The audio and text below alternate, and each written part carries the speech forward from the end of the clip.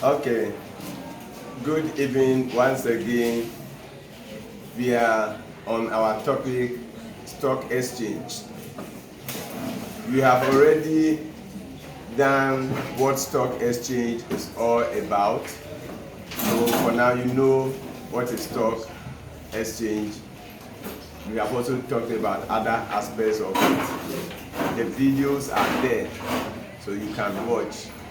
You are not going to waste any time. We go straight to what we are going to do this evening. Now, you want to buy or you want to sell shares. What is the procedure? And that is what we are going to do now. In our previous lesson, we talked about something like that. Now, I've used this diagram. You cannot see it anywhere. I created it for you to know how the procedure you go through. So let's use this diagram to explain the steps. So the procedure for buying and selling shares. If you want to buy shares, if you want to sell shares, what do you do? What is the procedure? That is what we are going to do now. Remember, we have learned that the stock market or stock exchange is an organized market. So you cannot just, and we said you cannot just go there to sell shares. You cannot just go there to buy shares. That is not what is done there. You need to see somebody, which we did in our previous video. So you, as the investor, whether you have shares or you now want to buy shares.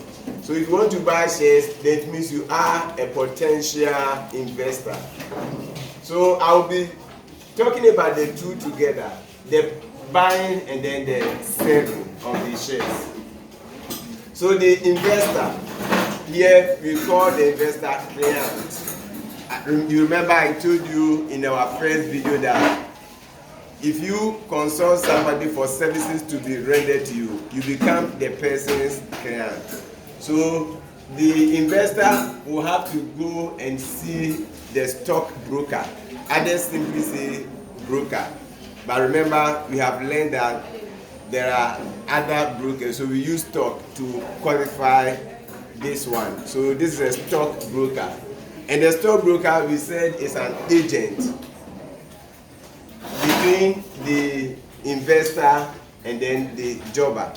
So when the investor or the potential investor, the one who has shares and he wants to sell, he is no more interested in the company, so he wants to sell his shares. Remember, we have learned that you cannot just go work to the company and then you say you are selling your shares today. That is why we say the stock market or stock exchange is secondary market. So after you have bought shares, if you are no more interested, then you can convert your shares into cash by seeing another person who may also be interested in buying your shares.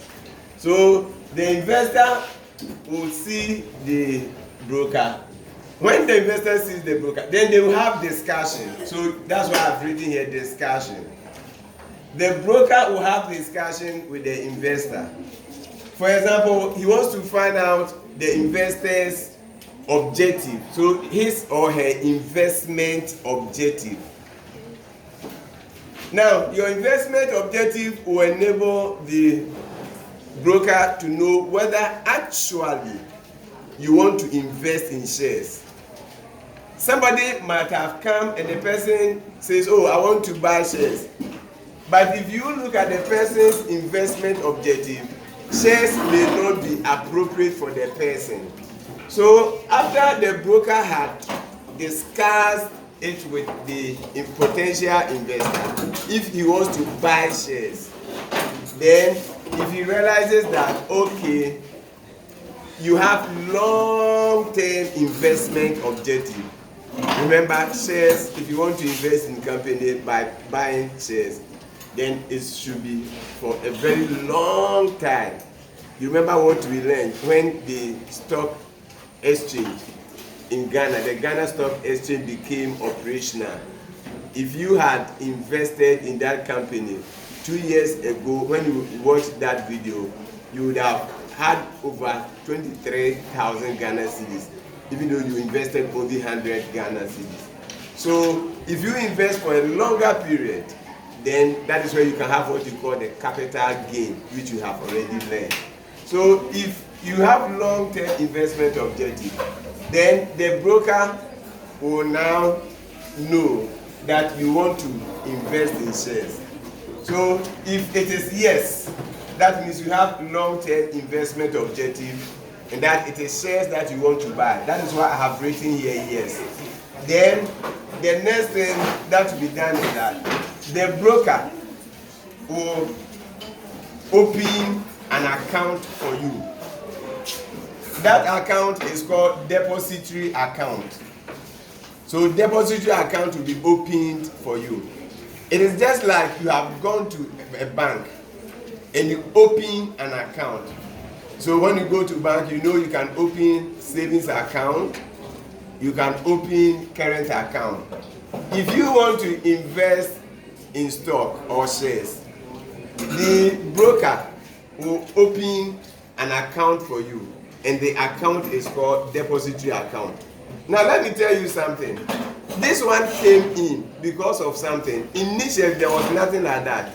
At first, if you bought shares, when I will come back to this paper, they will prepare what we call contract note for you. Then you also have your share certificate. You have share certificate. But these days, share certificates are not used because of what we call the automation of the stock exchange. Automation, it has been automated. Now when you say it has been automated, you see, there was a time that the transaction in stock was done on the floor of the market. So if you went to the CD house, then you will physically see people transacting, the broker, the jobbers, and what have you. The transaction was done on the floor of the market. But around in the 90s, the stock market was automated. In other words, these days, you don't need to go to the floor. You can be at your office and then you use online system. You can even be at your home and trade. Once you are a broker and you have been given license to operate on the stock market, you can even be at your home and then you operate. So you don't need to go to the floor again to do that. So that is why they will give you the depository account, so that if you buy shares, it will be deposited there. Just like you go and if you have to go to bank, if you deposit money into your account, it will be there. If you withdraw, then it will be taken away. So that is the essence of the depository account. And that is where you have long-term investment objective, and then you really want to invest in shares, then it is yes, then that is what will happen.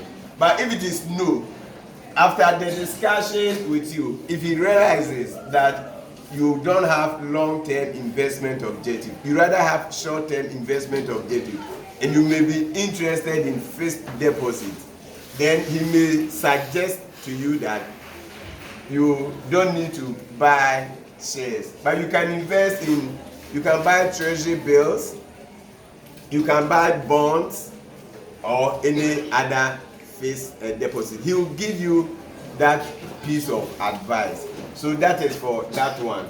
So when the investor goes to see the broker and he wants to, let's say, buy shares, then the broker will have to go and see a jobber who has the shares, and then he will buy the shares, and then it will be deposited in the depository account. Now, transaction is concluded. In other words, shares have been bought. Look at it. The investor sees the broker goes to the jobber. Then after negotiations, everything, transaction is concluded. So you have bought the shares. The contract note will be prepared for you. So there will be contract note prepared for the investor. So that is why, if you look at this place, after the contract note, that will be given to the investor. So the contract note, if you look at this one, it moves from here, and then we took it from here, so it is given to the investor. To be given to the investor. Now, I said before automation, I've already told you there was share certificate, but these days share certificates are not used.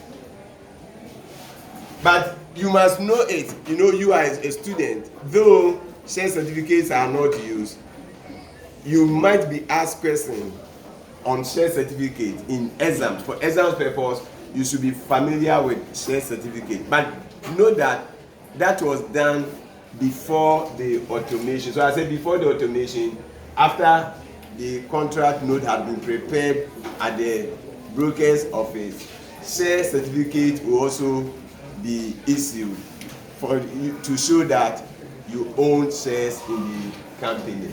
So, and then I said, after when the automation was done, then you now have the depository account open for you.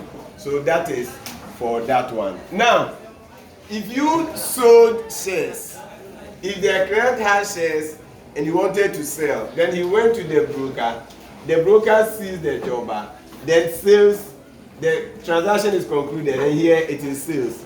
Once sales are made, then the money will be paid into your bank account, or these days you know Momo, so you can also be put into your Momo wallet. So that is for that one. So that is the, in short, that is the procedure for the buying and then selling of the shares.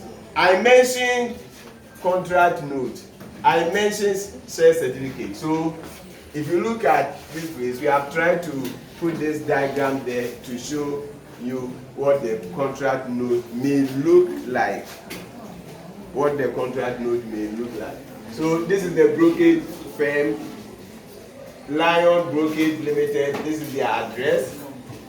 Then these shares were bought by the order for the account, so the account will be there. Then they said, subject to the rules and regulations of the Ghana Stock Exchange, Accra. So there are rules. The Ghana Stock Exchange operates under rules. So these shares that somebody bought were bought according to or in line with the rules of the Ghana Stock Exchange. And this is the kind of information you see. Number one, you have the shares. So how many shares? The person bought 200 shares. Then the shares, you may have your share card number. That may be this one. Then the price per share, 20 Ghana cedis. Then once if you are transferring shares, you pay what you call transfer stamp, and that was 40 Ghana cedis. It can be, let's say, 1%. So if you calculate this one 200 multiplied by this, you get 4,000. So if it is 1%, then it will be 40 Ghana cedis. Then you pay transfer fee of 20 Ghana cedis. Then the broker will charge you commission, and the commission has a range. It ranges between 1.5% and 2%. So this broker charged 1.5%. So that is it. And the total, so everything will be calculated, and the total will be here. That will be what we are supposed to pay. And the one who bought it is Kitson. And the settlement date is supposed to be 30th April 2023. So that is for that one. So based on this, previously, not now. Now I have told you share certificate is not needed. So based on this, then share certificate would have, I'm using would have because this day they don't use it, but as I indicated, you must still know it for exams purpose. So share certificate looks like this. Papa and Eja Company Limited, certificate number is here. Then the number of shares that you bought, remember you bought 200 shares at 200 shares at 20 Ghana cedis per share, at 20 Ghana cedis per share, and that is what is written here. Number of shares, 200 shares at 20 Ghana cedis. Incorporated under the Companies Act 2018 at 992. Remember, this is the act that is being used now. And they are telling you that the shares you bought, remember we have talked about types of shares. So Kitson bought ordinary shares. So the certificate is ordinary share certificate. And this one is to describe the whole thing. So this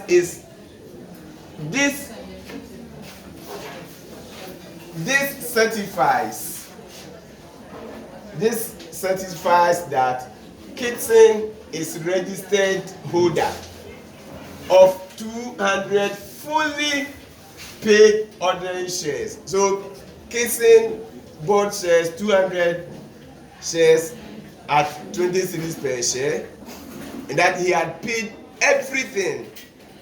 So what does that tell you? You remember we said when we were talking about companies that are limited by shares or limited liability company, we said they are those companies whose members' liability is limited to the amount left unpaid, if any, on the shares subscribed.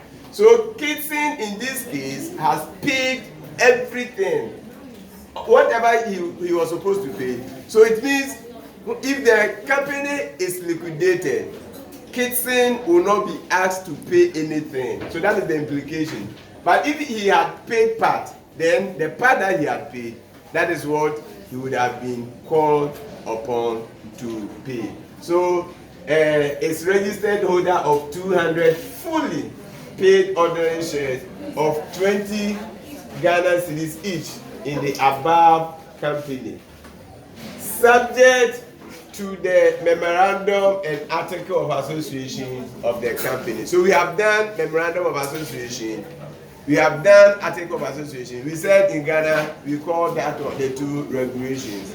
So in other words, the shares were bought in accordance with the rules or the regulations of the company. Then it must be signed. So under the common seal, so that it must be sealed, it must be signed of the company. This deed in the presence of Yvonne Pache and then Martin Lyon. So that is how share certificate looks like, and this is how contract note also looks like. So in a nutshell, we have looked at the procedure that one goes through in either buying or selling shares. And we mentioned contract note. We have seen sample of contract note. And this is the, when you say contract note, what is it?